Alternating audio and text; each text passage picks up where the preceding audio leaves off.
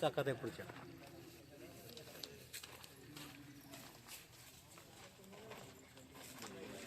किती बाहेर आलता या रेममधनं आता? 5 मिनिटापूर्वी. त्या रिमध्येच आहे कुठं. कसला मोठा आहे का? नाही नाही बारका एवढा एवढा. हळ किती आहे? हळ किती आहे? दिवड आहे. हाय पण तो अडकला नसेल ना?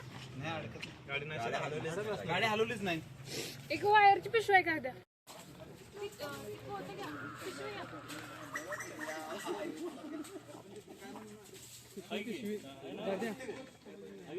पण माझा हात लागला.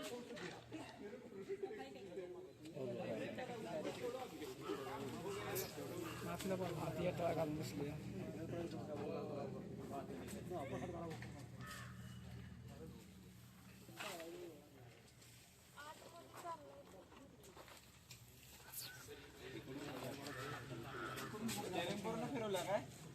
स्टेअरिंग पूर्ण फिरवला काय?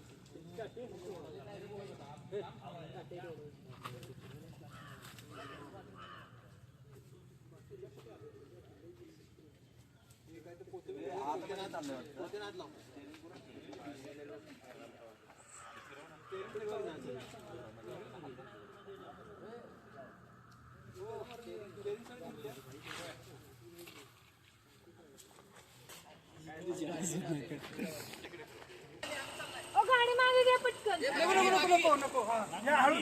पिशवी द्या ना पिशवी. पिशवी द्या की. पिशवी कुठे आहे?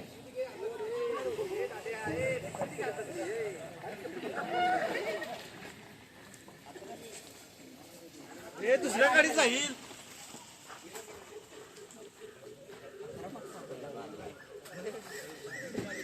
या गाडीत जाईल. पिशवी आणा इकडे.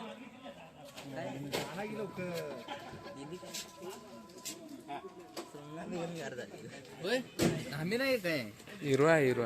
हिरोळ आहे हिरोळ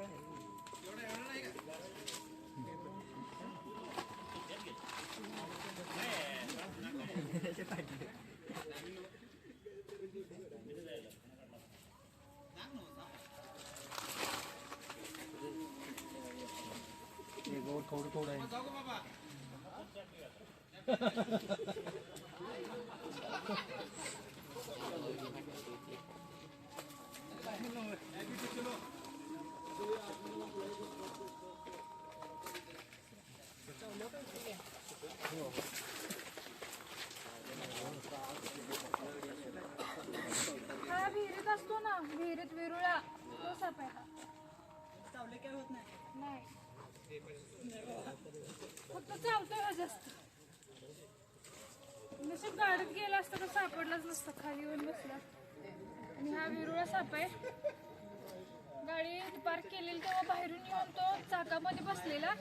त्याला थोडं स्पर्श झाल्यानंतर तो आतमध्ये गेला, कारण तिथे पूर्ण माझा हात जात नव्हता, त्यामुळे तिथे लगेच सापडला नाही. आणि गाडीत गेला नाही, नशीब नाही तर शक्यतो सापडायचं म्हणजे हे होतं. पण तो चाकाच्या खाली येऊन बसलेला आणि नंतर सापडला. हा दिवड जातीचा म्हणजे विहिरीत राहतो, पाण्यात राहणारा साप आहे. हा विरुळा साप आहे. आणि हा साप व्यवस्थित रेस्क्यू केलेला आहे आणि चावतोय जास्त, त्याच्यामुळे पिशवीचा वापर केलेला आहे. आणि असा साप जरी कोणालाही चावला, म्हणजे आम्हाला चावला किंवा तुमच्यासारख्या लोकांना चावला तर काही सुद्धा होते, प्रत्येक टीटीचं इंजेक्शन घ्यायचं. केव्हा घ्यायचं? साप ओळखून, साप विषारी असला तर टीटीचं इंजेक्शन घ्यायचं नाही. बिनविषारी साप असो तेव्हाच एक टीटीचं इंजेक्शन घ्यायचं. आणि हा विरुळा साप आहे आणि हा साप यांनी वाचवला, त्याबद्दल त्यांचं मनापासून अभिनंदन. आणि व्हिडिओ आवडला तर लाईक करा, शेअर करा, कमेंट करा. साप वाचवा.